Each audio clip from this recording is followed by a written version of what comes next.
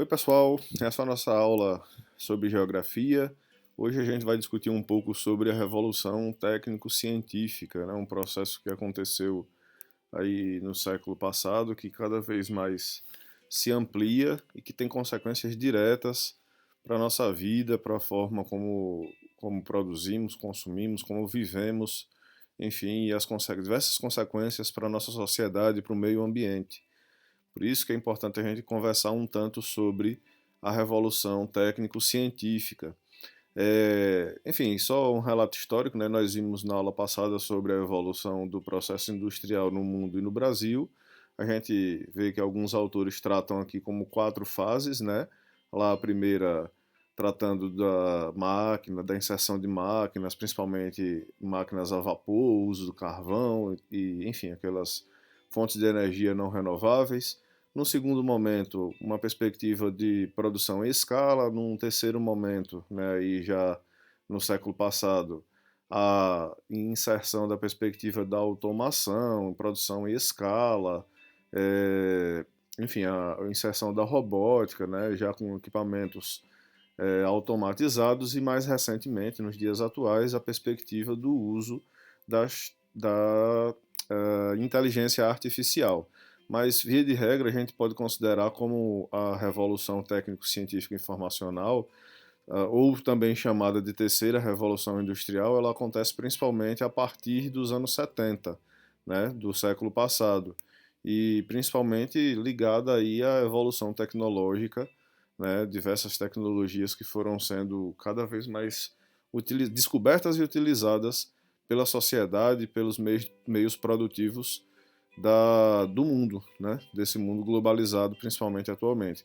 É importante destacar que a revolução técnico-científica e informacional está diretamente relacionada à informática, né, e diversos outros ramos do conhecimento, como a robótica, a telecomunicação, a evolução da indústria química, o uso de novos materiais, nanotecnologia, biotecnologia, engenharia genética, enfim, isso praticamente todos os produtos que temos hoje, né, são influenciados, afetados diretamente por essa revolução tecnológica que nós temos.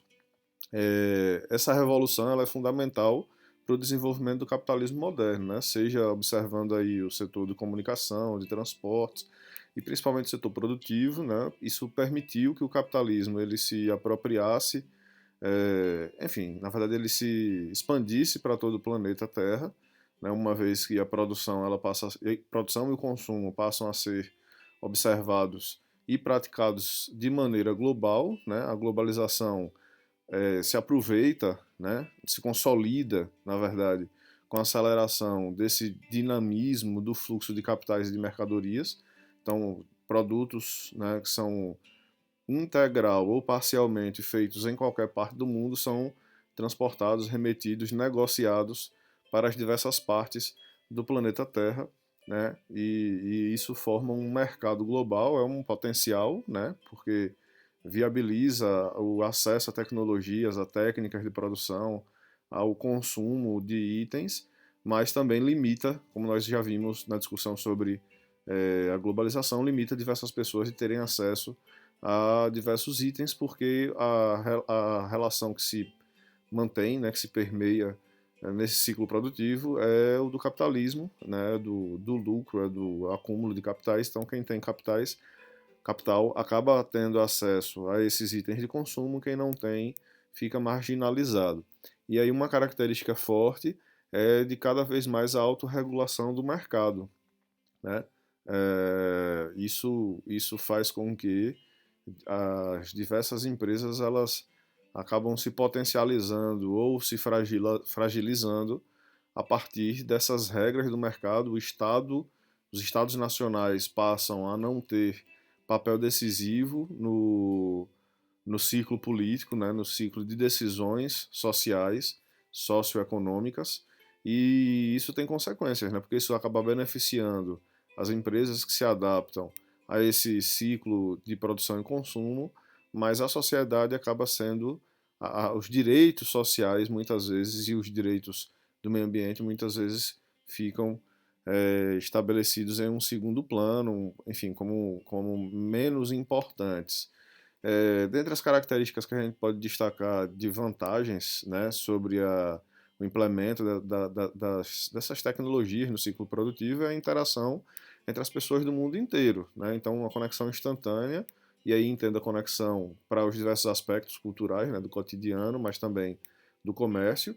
Então, hoje, né, aliás, já desde o fim do século passado, mas nesse século principalmente se ampliou bastante, né? Os ciclos produtivos são pensados em nível mundial, né? Então a gente tem aqui a influência direta dos portos e da comunicação nesse comércio entre as sociedades, mas também isso mudou, né? Tem diversas consequências diretas nas relações sociais e nas relações entre o homem e o meio ambiente que vive. A gente vai falar um pouquinho mais na frente.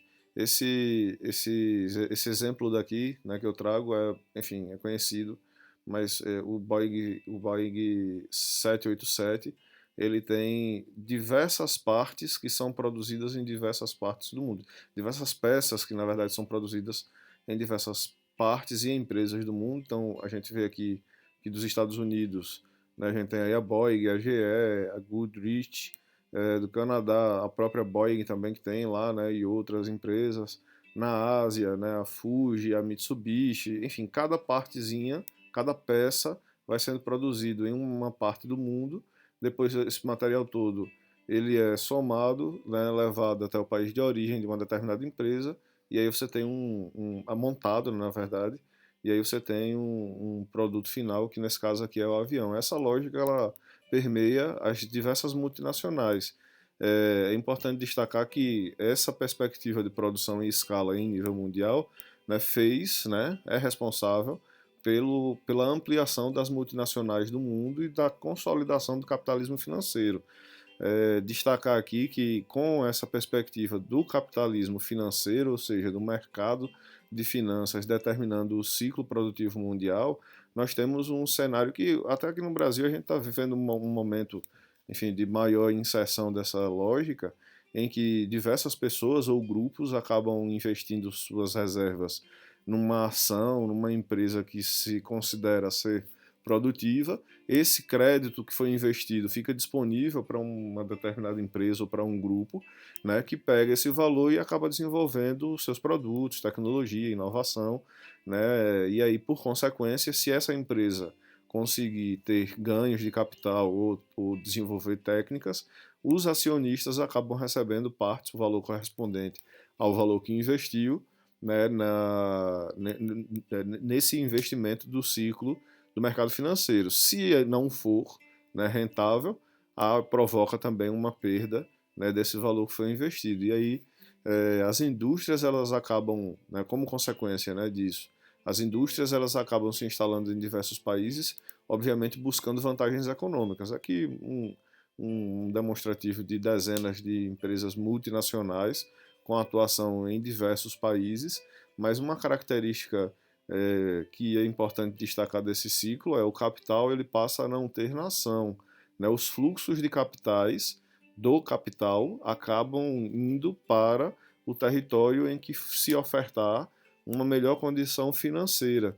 E a consequência disso para a sociedade é quando você tem investimentos maciços de capitais em uma determinada região, em um determinado país, você tem o desenvolvimento daquela localidade do ponto de um crescimento, não vou nem dizer desenvolvimento, mas um crescimento econômico naquela determinada localidade. E se surge um outro território, uma outra região que ofereça condições melhores de lucratividade, né, ou de vantagens, esse fluxo de capital ele migra praticamente diariamente, né, enfim, muito rápido, você não tem garantias, e aí aquela região, aquele país que recebeu capitais passa a não ter investimentos, não ter disponível esses créditos para o ciclo produtivo, e a consequência disso direta, né, a gente já conhece, né, o desemprego, desaceleração da economia, dentre outros fatores. Então, tanto oportuniza, né, bons propulsores do ponto de vista econômico, mas também não estabelece garantia de que esse ciclo vai ser contínuo. Essa perspectiva do capitalismo, né, enfim, da busca do lucro, enfim, como única regra, como única observação, fez, né, com que a sociedade produzisse mais em menos tempo, e isso tem uma consequência direta para o meio ambiente, né, que é a demanda maior, cada vez maior, por recursos naturais. Então, cada vez mais a gente desenvolve técnicas de exploração dos recursos naturais e cada vez mais a gente tem desenvolvido, né, um ciclo de degradação do meio ambiente.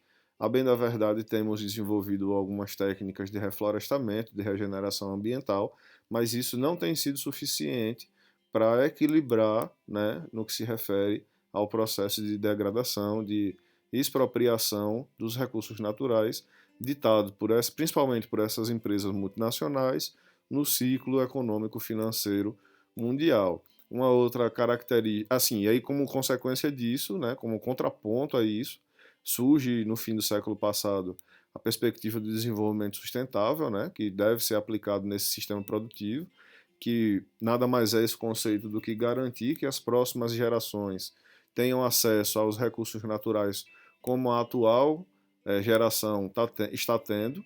Então, todo o cotidiano da atual geração deve ocorrer de modo a garantir que, nesse sistema produtivo, as próximas gerações tenham acesso aos recursos naturais como a atual está tendo.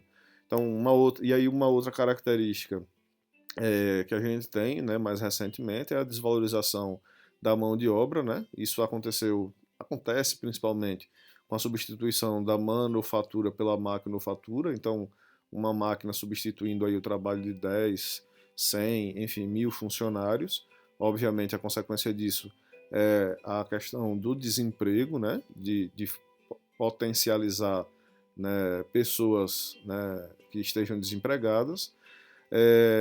Como alternativa, os capitalistas acabam apresentando essas novas relações entre empregado e empregador, permeada principalmente por uma relação de trabalho, mas de não direitos, né? Ou seja, de cada vez mais reduzir o direito dos trabalhadores, direito à aposentadoria, direito à garantia de saúde, direito a férias, enfim, e aí tem um trabalho direto, né? Trabalha, recebe e não ter vínculo. Essa é uma lógica que tem crescido no mundo todo e, enfim, tem consequências para uma estabilidade social, né? E também aqui trazer uma discussão sobre o desemprego formal e informal, né? Ou seja, a gente tem, principalmente no Brasil, nos países considerados aí periféricos ou subdesenvolvidos, uma ampliação, né, de pessoas que desenvolvem seus trabalhos de modo informal, né, como um camelô, como pessoas que são autônomas, mas que não têm nenhum vínculo empregatício, nem contribuem com a previdência.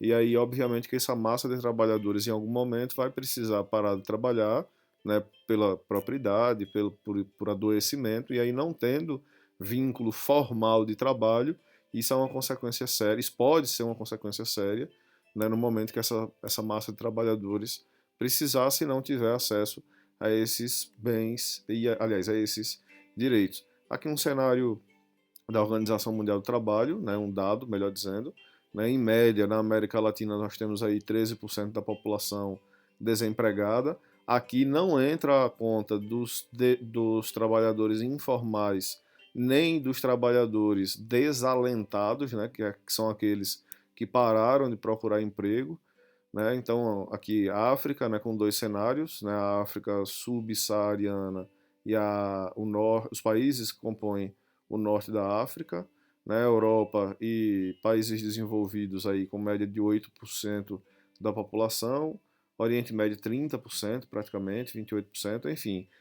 Uma consequência direta dessa evolução tecnológica é a formação de novos postos de trabalho, a bem da verdade, né, engenheiros e técnicos, né, ligados a essas novas tecnologias, então telecomunicações, informática, etc. Todos esses trabalhos foram surgindo, mas também a exclusão, né, ou a diminuição de centenas de diversos outros postos de trabalho, né, ao longo desse processo. É como consequência uma ampliação do desemprego na média geral do mundo. Sugestão aqui para vocês acessarem e conhecerem, tá certo? A Organização Internacional do Trabalho, né, do Labor, por isso em L, enfim, em inglês. É uma organização vinculada à ONU, né, ou seja, multilateral, não tem um país que encabeça, mas são diversos países do mundo que contribuem para essa organização, que trata sobre diversos temas, os diversos temas ligados ao trabalho. Então, no Brasil ele tem sede lá em Brasília, né, e aí tem um amplo material aqui, né, com as campanhas, com denúncias do trabalho escravo, trabalho infantil, né, observatórios, as estatísticas do emprego no Brasil, do trabalho no Brasil e no mundo, né, com suas diversas notícias, e também programas que são desenvolvidos pela OIT no, no nosso país. Pessoal, eu vou deixar uma atividade aqui para vocês. Vocês devem fazer a seguinte pesquisa e me entregar até o dia 27 desse mês, individualmente, enviando as respostas para o meu e-mail, certo? Como de costume. Pesquise novas formas de emprego e cite 2 exemplos. E cite 2 consequências do aumento do trabalho informal no Brasil. Essa atividade vai valer ponto, vale a frequência. Tá certo? Nós vamos somando a resposta dessas atividades para compor a nota, como vocês já sabem. Se cuidem, pessoal, nesse período da pandemia. Um forte abraço. Estou disponível logo que for possível no WhatsApp ou nas diversas formas de contato aí que vocês têm no IFES. Um abraço,